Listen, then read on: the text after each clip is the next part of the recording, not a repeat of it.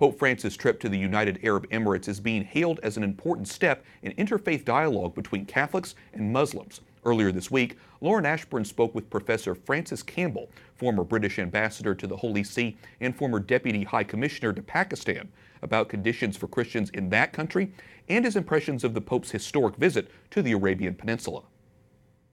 You were ambassador during the pontificate of Pope Benedict XVI. He tried to promote dialogue with Islam. This Pope, Francis, has followed in his footsteps with the trip to the UAE. Do you think that this trip, while significant, will make any lasting progress? I think the photograph with the papacy is iconic in itself. And if you think back to John Paul II and some of those really iconic photographs, I think he was the first Pope that really in a media age communicated through a symbol and through a photograph. And I think seeing the Pope walking with the Crown Prince in Abu Dhabi, just off the plane on the Arabian Peninsula, I think there's very few of us that actually thought we would in our lifetime see such a photograph. You spent time in Pakistan as a Catholic diplomat, Professor Campbell. I'd like to get your impressions of what's happening there now. We talk a lot about Asia Bibi and the case there. She was acquitted of blasphemy charges. Do you see that as a watershed moment for Pakistan? I think it is a watershed moment, and it's a watershed moment for the population itself, because what you have is in essence, a debate on the modernity of the country. And the fact that Asia Bibi, that two people gave their life in defense of Asia Bibi. The first was Salman Taseer, the governor of Punjab, who was assassinated by one of his bodyguards, a practicing Muslim. The fact that he went into the prison, the fact that he said, this innocent woman needs to be released, somebody took it upon themselves to assassinate him, and that person was celebrated. And I think that was a real shock to the people of Pakistan. What you have in Pakistan vis-a-vis Christianity is not the same as you have in other parts of the world. There's discrimination. Actually, there is freedom of religion.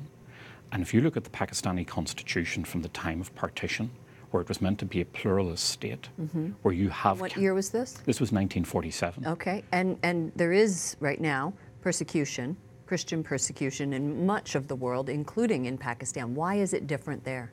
So it's different there because there is a Christian population, about 2% of the population are Christian. There's many Catholic schools. Benazir Bhutto herself went to a Catholic school, a former Prime Minister of Pakistan, one of the leaders of the Pakistan People's Party. She sent her children to a Catholic school.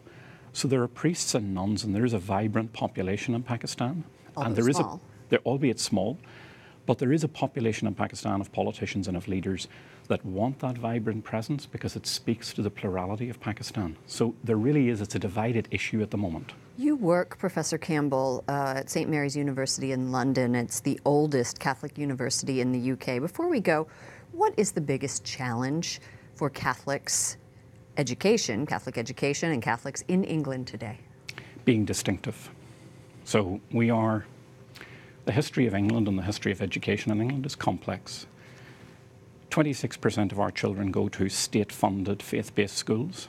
About 10% of the total go to Catholic schools in England. This is the first time since the Reformation that we've had Catholic universities. We had them before the Reformation, but we now have them again. Starting when?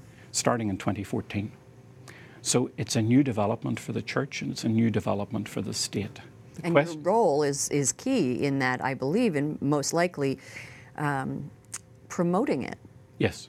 So we have to promote something that's distinctive.